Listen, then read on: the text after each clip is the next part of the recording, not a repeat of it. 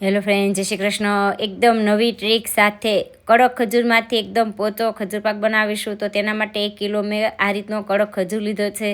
હવે ખજૂરના ઠળિયા કાઢી લેવાના છે। તો પોચો બનાવવા માટે એક તપેલીમાં પાણી લીધું છે, ઉપર છાણી મૂકી અને ઠળિયા કાઢેલો ખજૂર છે અને છૂટો છૂટો મૂકી ડીશ ઢાંકી અને 7 મિનિટ માટે વરાળે બફાવા દેવાનું છે। તો 7 મિનિટ જેવું થઈ ગયું છે અને આપણો ખજૂર છે એ પણ એકદમ સોફ્ટ એવો થઈ ગયો। તો એક પેનની અંદર જામેલું 2 ચમચી ઘી લીધું છે।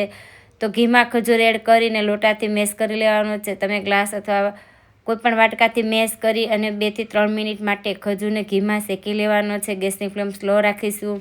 3 મિનિટ જેવું થઈ જાય પછી વજનમાં 250 ગ્રામ માવો લીધો છે। તો 1 કિલો ખજૂર હોય તો 250 ગ્રામ જેટલો માવો લેવાનો છે। 2 ચમચી જેટલું ઘી એડ કરી માવાને પણ સાથે શેકી લેશું।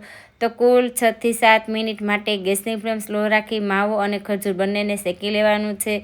તો આ રીતનું ઘી છૂટું પડે ત્યાં સુધી બંનેને શેકી લેવાના।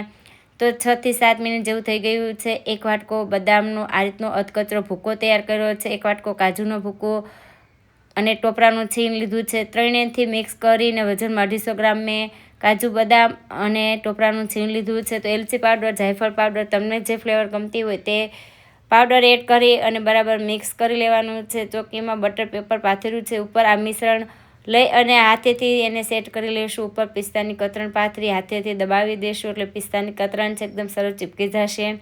તો તમને જે રીતે ગમે તેના પીસ કરી લેવાના છે અને 5 કલાક માટે એને સેટ થવા દેશું।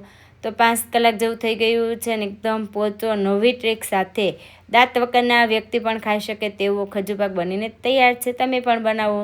તો આજની આ રેસીપી ગમી હોય તો વિડીયોને શેર, લાઇક, એન્જોય।